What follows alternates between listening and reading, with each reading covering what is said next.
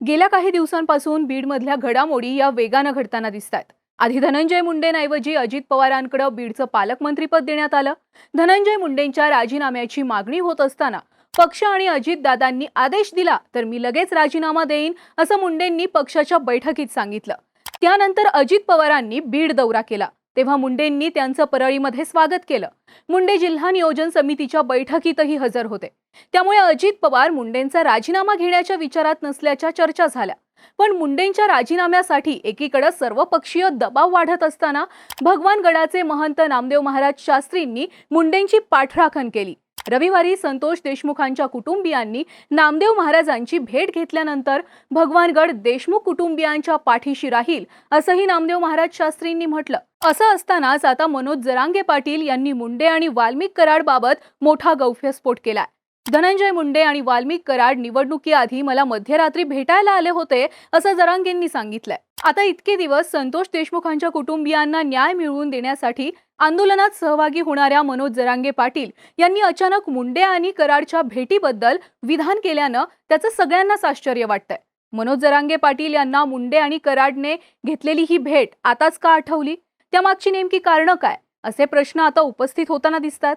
मुंडे कराडने निवडणुकीआधी घेतलेल्या भेटीबद्दल भाष्य करून जरांगेंनी आता कुठलं टायमिंग साधलंय, त्यामागे नक्की काय दडलंय याचीच माहिती या व्हिडिओमधून जाणून घेऊयात। नमस्कार, मी प्रिया आणि तुम्ही बघताय बोल भिडू। सगळ्यात आधी जरांगे पाटील नक्की काय म्हणाले ते बघूयात। धनंजय मुंडे निवडणुकीपूर्वी मला रात्री 2 वाजता भेटायला आले होते। सोबत वाल्मिक कराडही होता। या भेटीमध्ये मुंडे मला सांभाळा असं म्हणाले। त्यांनी कराडची ओळख करून दिली आणि त्यावेळी मी त्यांना हार्वेस्टरचे पैसे बुडवणारा असंही म्हटलं होतं। जाताना मुंडे लक्ष राहू द्या असं मला म्हणाले होते। जाताना ते माझ्या पायाही पडले असं जरांगेंनी सोमवारी माध्यमांशी बोलताना सांगितलं। पण मुंडेंनी निवडणुकीआधी घेतलेल्या भेटीचा जरांगेंनी आताच उल्लेख करण्यामागचं पहिलं कारण सांगितलं जातं ते म्हणजे धनंजय मुंडेंना आणखी डॅमेज करण्याचा प्रयत्न। भगवानगडाचे महंत नामदेव महाराज शास्त्रींची 31 जानेवारीला धनंजय मुंडेंनी भेट घेतली। या भेटीनंतर नामदेव शास्त्रींनी धनंजय मुंडे गुन्हेगार नाहीत, धनंजय मुंडेंच्या पाठीशी भगवानगड आहे असं नामदेव शास्त्रींनी स्पष्ट केलं। यानंतर नामदेव शास्त्रींनाही टार्गेट करण्यात आलं। मग 2 फेब्रुवारीला नामदेव शास्त्रींची संतोष देशमुखांच्या कुटुंबियांनी भेट घेतली, तेव्हा धनंजय मुंडेंच्या घोटाळ्यांचे पुरावे देशमुख कुटुंबियांनी नामदेव शास्त्रींना दिले। तेव्हा नामदेव शास्त्रींनी आपण देशमुख कुटुंबियांच्या बाजूने असल्याचं विधान केलं। देशमुखांच्या मारेकऱ्यांना शिक्षा झालीच पाहिजे असंही शास्त्री म्हणाले। आता एकीकडे धनंजय मुंडेंच्या राजीनाम्यासाठी विरोधकांसोबतच मित्रपक्षांकडूनही दबाव असताना नामदेव शास्त्रींनी आपली भूमिका बदलल्याचं सांगण्यात आल्यानं धनंजय मुंडे एकटे पडल्याचं सध्या चित्र आहे। त्यातच जरांगेंच्या या विधानामुळे वाल्मिक कराड आणि मुंडेंचे संबंध किती घनिष्ठ होते हे अधोरेखित होताना दिसतंय।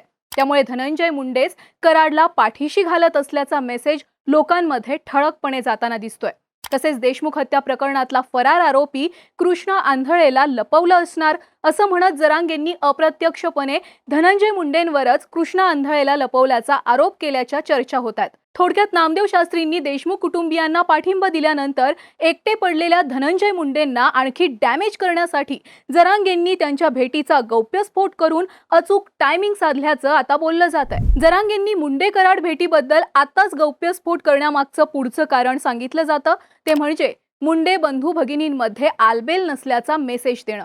लोकसभा निवडणुकीआधी महाराष्ट्रात खास करून मराठवाड्यात जरांगे पाटील इफेक्ट मोठ्या प्रमाणावर असल्याचं पाहायला मिळालं।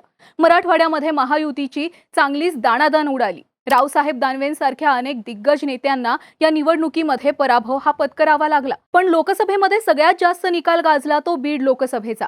भाजपच्या पंकजा मुंडे बीडमध्ये पराभूत झाल्या। मराठा विरुद्ध ओबीसी या मुद्द्यावर बीडची निवडणूक गेल्यानं मनोज जरांगे पाटील यांनी मराठ्यांना केलेल्या आवाहनामुळेच पंकजा मुंडेंना फटका बसल्याचं बोललं गेलं। आता लोकसभेला पंकजाताईंच्या पाठीशी धनुभाऊंचीही ताकद होती। अर्थात त्यावेळी दोघे भाऊ बहीण हे एकत्र असले तरी त्यांच्या कार्यकर्त्यांचं मनोमिलन न झाल्याच्या चर्चा होत्या। त्यामुळेच धनंजय मुंडेंच्या कार्यकर्त्यांनी पंकजाताईंसाठी पूर्ण ताकदीनं काम केलं नसल्याचं बोललं गेलं। पण त्यावेळी जरांगेंच्या मनधरणीसाठी धनंजय मुंडे किंवा पंकजा मुंडेंकडून प्रयत्न केले गेले नाहीत आणि त्यामुळे मराठा मतदार बजरंग सोनवणेंच्या बाजूने राहिल्याचं बोललं गेलं। पण पंकजा मुंडेंच्या पराभवानंतर परळी विधानसभेतही धनंजय मुंडेंना धक्का बसेल असं बोललं जात होतं। पण विधानसभा निवडणुकांचे निकाल आले तेव्हा धनंजय मुंडेंना परळीत मोठं लीड मिळाल्याचं पाहायला मिळालं. आता ओबीसी समाजाची मतं जरी धनंजय मुंडेंच्या पाठीशी उभी राहिली असली तरी मुंडेंनी जरांगेंची भेट घेतल्यानं त्यांना मराठा मतदारांचाही फायदा झाला असावा ही शक्यता नाकारता येत नाही. त्यामुळे विधानसभा निवडणुकांच्या आधी धनंजय मुंडेंनी आपली भेट घेतली आणि भेट घेऊन स्वतःचा फायदा करून घेतला. पण लोकसभेला मात्र पंकजाताईंसाठी त्यांनी कोणतेही प्रयत्न केले नाहीत हेच सांगण्याचा जरांगेंचा प्रयत्न असल्याचं बोललं जात आहे. जरांगेंनी मुंडे भाऊ बहिणीतील सुप्त संघर्षच पुन्हा चर्चेत आणल्याच्या चर्चा आहेत.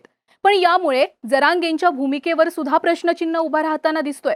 धनंजय मुंडेंनी आपली भेट घेतल्यामुळेच त्यांच्या पदरात मराठा समाजाची मतं पडली होती असा जरांगेंच्या विधानाचा अर्थ काढला तर मनोज जरांगे स्वतः धनंजय मुंडे आणि पंकजा मुंडेंमध्ये भेदभाव करतात आणि धनंजय मुंडेंना झुकतं माप देतात असंही यातून दिसतंय.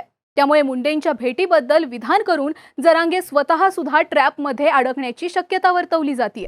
मनोज जरांगेंनी केलेल्या आणखी एका मुद्द्यावर चर्चा होत आहे आणि ते विधान म्हणजे जातीयवादी टोळी. महंत नामदेव शास्त्री यांचं सर्व उघडं पडतंय. जे बोलायचं आहे ते बोलून घे. टोळीने दाखवलं किती जातीवाद असतो. असे जातीवादी शब्द महाराष्ट्राने पहिल्यांदाच ऐकले आहेत. हे विधानही मनोज जरांगेंनी त्याच दिवशी केलंय ज्या दिवशी ते मुंडेंच्या भेटीबद्दल बोलले. आता मनोज जरांगेंनी केलेल्या या जातीयवादी टोळीच्या विधानामुळे धनंजय मुंडे हे जातीयवादी आहेत या चर्चा होऊ लागल्यात. कारण धनंजय मुंडेंनी स्वतःचं मंत्रीपद वाचवण्यासाठी नामदेव शास्त्रींना पुढे केलं आणि वंजारी समाजाचा पाठिंबा मिळवला. त्यामुळेच आता संतोष देशमुख हत्या प्रकरणाला थेट वंजारी विरुद्ध मराठा समाज असं वळण लागलं असल्याचंही बोललं जात आहे. या दोन समाजांमध्ये तेढ निर्माण करण्याचा प्रयत्न धनंजय मुंडेंनीच केल्याचे आरोपही होत आहेत. त्यामुळे मनोज जरांगेंनी जातीयवादी टोळी असं म्हणत धनंजय मुंडेंवर अप्रत्यक्षपणे जातीवाद केल्याचा आरोप तर केला नाही ना असं सुद्धा आता बोललं जात आहे. थोडक्यात धनंजय मुंडेंना डॅमेज करण्यासाठीच जरांगे पाटील यांनी त्यांनी घेतलेल्या भेटीचा किस्सा सांगून टायमिंग साधल्याच्या चर्चा होत आहेत. तुम्हाला काय वाटतं? मुंडे कराड भेटीबद्दल आताच केलेल्या या गौप्यस्फोटामागे नक्की कोणती कारणं असू शकतात? तुमच्या प्रतिक्रिया कमेंट करून आम्हाला नक्की सांगा आणि बोल भिडूच्या YouTube चॅनलला नक्की सबस्क्राईब करा.